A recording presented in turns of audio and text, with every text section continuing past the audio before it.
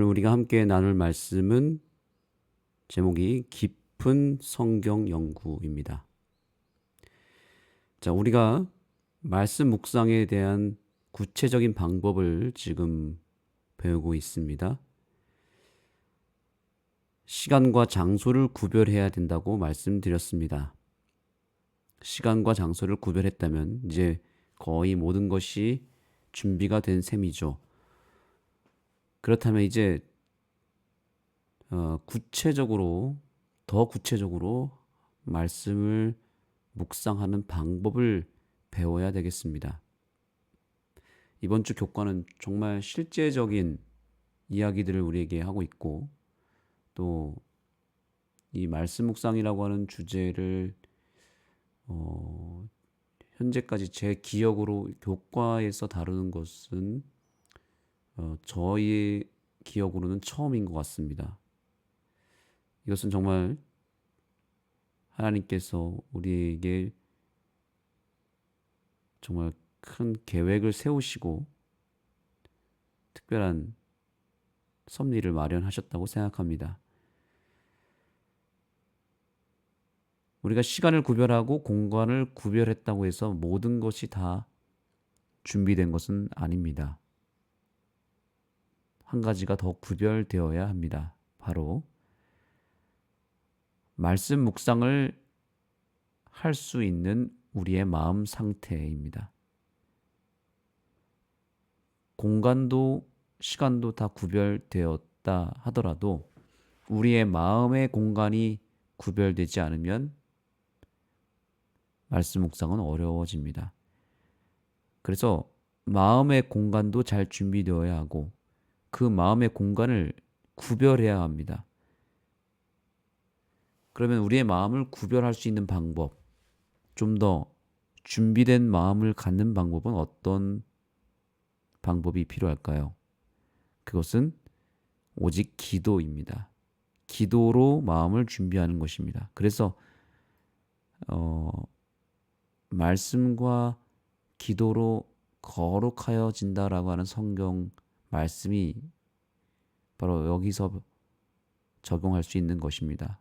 반드시 말씀을 연구하거나 묵상하거나 또 말씀을 전할 때 수반되어야 될 더 중요한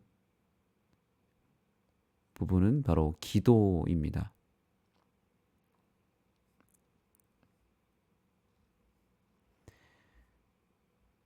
자, 그래서 오늘 교과에서 이 부분을 다룹니다. 각시대의 대쟁투라는 책에서 이렇게 이야기합니다. 599페이지죠. 기도 없이 성경을 연구해서는 안 된다. 오직 성령께서만이 이해하기 쉬운 말씀의 중요성을 깨닫게 하시고 이해하기 어려운 진리를 억지로 풀려고 하지 않도록 지켜주실 수 있다. 아멘.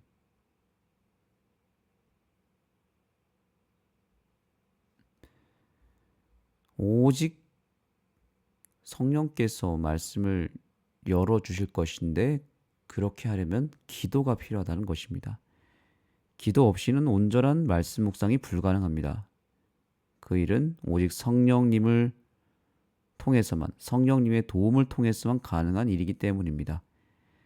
그래서 기도 없이는 절대 성경에 깊이 있는 의미를 발견할 수 없습니다.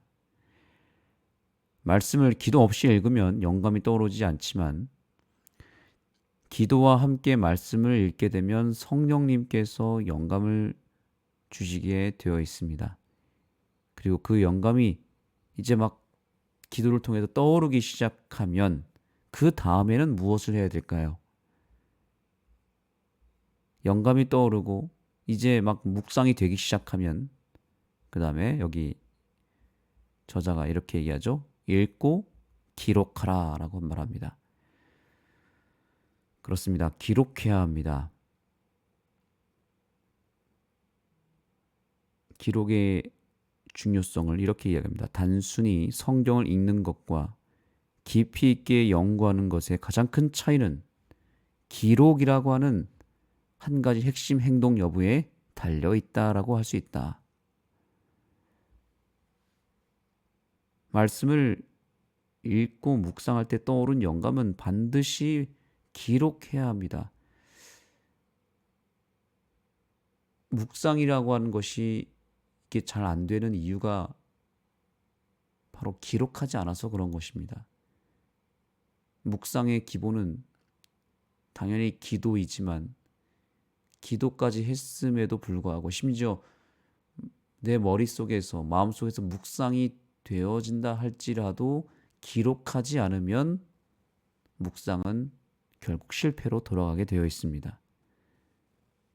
내 머리를 믿고 그냥 기록 귀찮아 하면서 그냥 기억에 의존한다면 기억은 우리를 반드시 배신하게 되어 있습니다.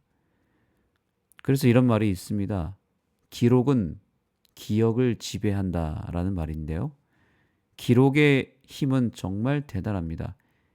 기록을 실제로 하면서 묵상하다 보면은 이것은 직접 경험해 본 사람은 알 수 있습니다. 기록을 하다 보면 생각이 더 깊어지게 되어 있고 생각이 정리가 되면서 말씀 묵상이 더 깊어집니다. 기록하면 깊어지게 되어 있습니다. 그냥 생각만 하고 끝나면 생각이 추상적으로 모호하게 자꾸만 흘러가게 되어 있고 또 기록하지 않으면 그 생각들이 다 흩어지게 되어 있습니다. 그 흩어지려고 하는 생각을 꽁꽁 묶어주는 역할을 바로 기록이 하는 것입니다. 기록을 하다 보면 생각이 흐트러지지가 않습니다. 그래서 생각이 더 깊어질 수밖에 없는 것입니다. 그래서 반드시 기록하시기 바랍니다.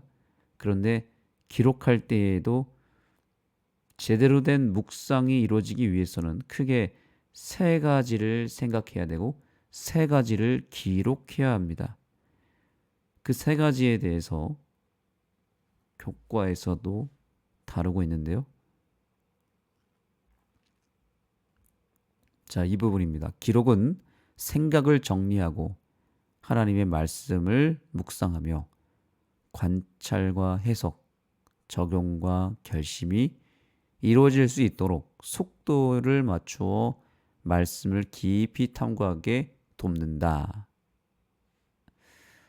저는 교과에 이 내용이 나오는 것이 정말 놀라웠습니다. 너무 깜짝 놀랐습니다. 이렇게까지 세세하게 그리고 그 원리를 아주 분명하게 이야기할 줄 몰랐습니다. 자, 여기 여러분 이 말씀은 오늘 줄을 반드시 치셔서 마음에 새기시기 바랍니다. 여기에 묵상의 그 방법론이 잘 정리가 된 압축된 문장이라고 볼 수 있습니다. 자, 아까 세 가지를 생각해야 된다 그랬죠? 세 가지가 뭘까요? 첫 번째 여기 관찰이라고 하는 부분입니다. 관찰, 이게 첫 번째입니다. 성경의 어느 한 본문을 내가 택했다면 그 본문 속에서 내가 먼저 해야 될 일은 관찰입니다. 본문의 줄거리를 먼저 파악해야 되고 줄거리와 함께 이것을 잘 그 내용을 해석하지 않은 상태에서 잘 정리를 먼저 해야 됩니다. 줄거리를 요약하고 핵심이 뭔지를 잘 분석하고 관찰해야 됩니다. 그리고 그 정리된 줄거리에 대한 스토리에 대한 질문을 만들어야 됩니다. 이것이 관찰 단계의 모든 과정입니다. 그래서 성경을 우리가 읽다 보면은 갑자기 마음에 와닿는 부분이 생깁니다. 감동이 되거나 혹은 뭔가 와닿다고 해야 될까요? 마음속에 뭔가 말씀이 자꾸만 내 마음에 달라붙는 느낌, 뭔가 와닿는 부분이 있겠죠. 혹은 매우 심오하고 어려워서 이해가 안 되는 부분도 보이겠죠. 뭔가 어쨌든 말씀을 읽다가 관찰 단계에서는 그런 내가 조금 와닿는 말씀들을 더 집중할 필요가 있고 그 말씀에 대해서 질문을 여러 개를 만들면 참 좋습니다. 최대한 많이 질문을 만들어도 좋습니다. 그러나 시간을 잘 구별해야 되겠죠. 시간이 너무 없으면 질문도 너무 많이 만들면 안 되겠죠. 그러나 이 관찰 단계에서는 어쨌든 순수한 마음으로 질문들을 많이 만들어 놓으면 좋습니다.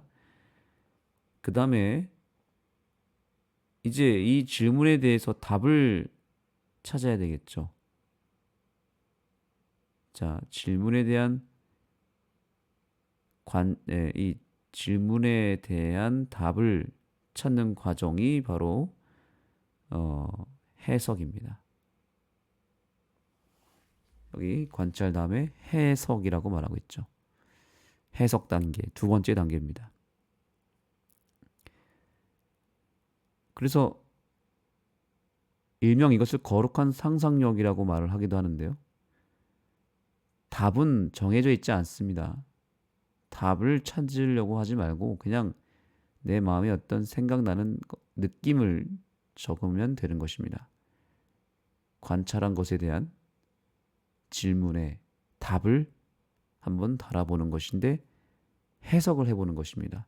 이건 이런 의미일 거야 라고 한번 틀리든 틀리지 않든 그냥 자연스럽게 내가 깨달은 바를 적는 것입니다. 그래서 이 단계에서 우리가 잘해야 되는 것은 잘못 해석할 수도 있거든요. 그러니까 기도가 더 필요하겠죠. 하나님께 정말 매달리면서 기도해야 됩니다. 그래서 말씀을 읽는 순간순간마다 기도가 계속 투입이 돼야 됩니다. 기도 없이 잘못 해석할 수도 있기 때문에 하나님께 정말 겸손하게 물어보면서 하나님께로부터 답을 받는 것입니다. 그것이 바로 묵상의 정말 큰 특권이라고 볼 수 있고 묵상을 하는 목적이 바로 하나님의 음성을 듣는 것이니까요. 기도와 말씀이 이때 결합돼서 하나님의 음성이 들리는 경험을 하게 되는 것입니다. 그래서 성령 하나님께서 임하셔서 내가 던진 질문에 대한 답을 보여주십니다. 그리고 그 깨달은 진리에 대한 내 나름대로의 이제 해석을 젓는 것이죠. 그 다음 세 번째 단계가 뭐냐면 적용과 결심입니다. 적용, 정말 중요하죠.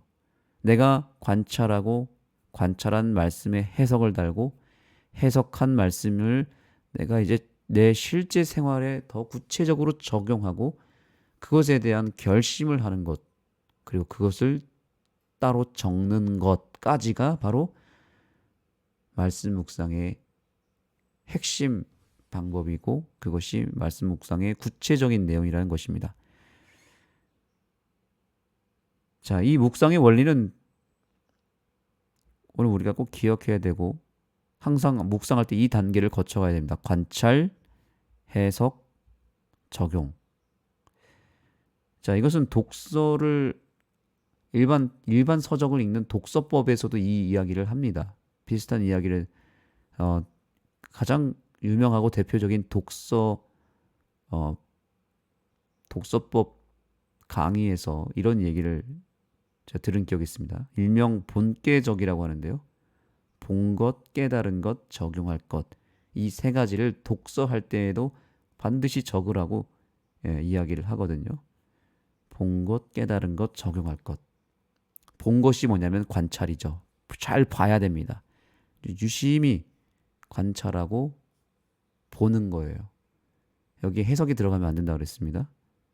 그 내용 자체, 팩트에 대한 것, 그 본문의 스토리를 파악하고 줄거리를 잘 정리하는 것, 보는 것입니다. 그 다음에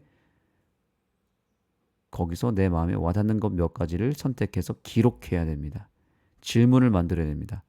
그 다음에 깨닫는 과정에서 해석을 해야 됩니다. 해석해서 새롭게 깨달은 것을 적는 것이죠. 그리고 그 깨달은 것에 대한 실질적인 적용, 그것을 적는 것이죠. 돈깨적 꼭 기억하시기 바랍니다.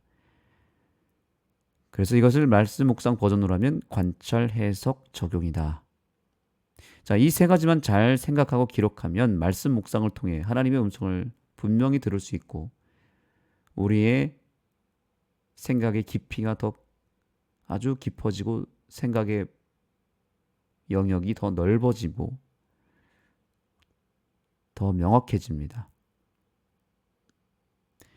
그래서 이 세 가지를 생각하고 그 세 가지를 잘 기록하면 그것이 말씀 묵상을 이루는 가장 기본적인 원칙이요 방법이 된다는 것을 꼭 기억하게 되기를 소망합니다.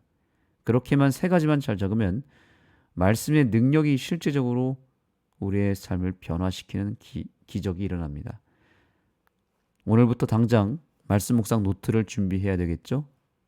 그리고 그 묵상 노트 위에 우리는 세 가지를 꼭 기록해야 되는데 맨 위에다가 각 페이지의 맨 위에 3분의 1 지점에다가 본 것을 내가 집어넣는 겁니다. 내가 본 것, 내가 질문한 것, 내가 파악한 말씀의 내용들을 적는 것이고 그 다음 칸에는 중간 단계, 중간 칸이겠죠. 거기에는 해석을 집어넣고요. 기록하시면 되고요.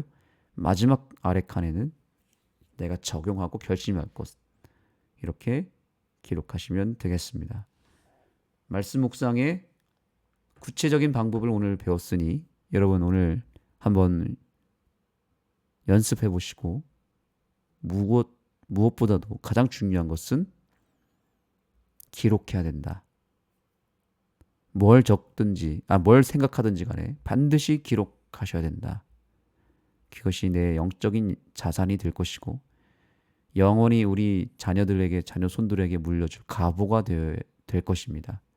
내가 기록한 말씀 묵상 노트. 오늘의 말씀을 정리하면 결국 무엇입니까? 기도하고 그 다음에요. 기도하고 기록하라는 것이죠. 외우기도 쉽습니다. 기도하고 기록하라. 기억하시고 오늘 말씀을 묵상하기를 소망합니다. 기도하겠습니다. 하나님, 오늘 말씀 묵상의 구체적인 방법까지 알려주시며 우리가 말씀을 묵상하기를 바라시는 주님의 뜻을 깨닫게 해주셔서 감사합니다. 우리가 말씀에서 본 것을 깨닫게 하여 주시고 또 말씀을 깨달은 것을 삶으로 실천하고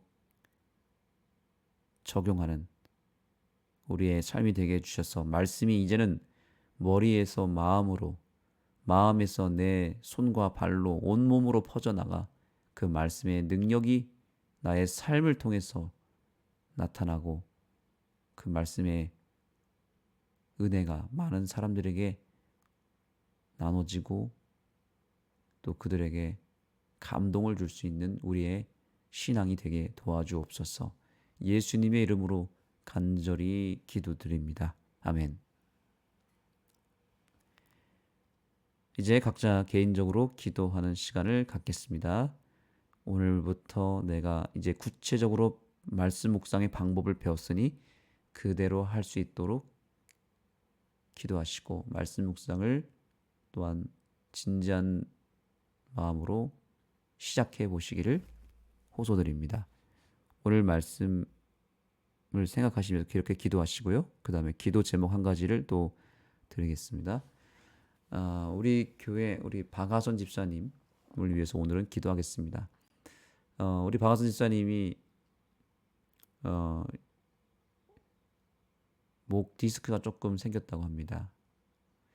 그렇게 심각한 건 아니지만 우리 박하선 집사님을 위해서 오늘은 간단하게라도 기도해 주시고 또 우리 집사님이 그동안 또 직장에서 열심히 일을 하다 보니까 생긴 또 생활 습관에 의해서 생긴 질병이지만 잘 회복될 수 있도록 기도해 주시고 당분간 쉬면서 몸을 충전하겠다고 하시는데 우리 박하선 집사님이 지친 몸과 마음이 다 회복되고 또 특별히 디스크가 잘 아물어서 회복이 될 수 있도록 기도해 주시면 감사하겠습니다.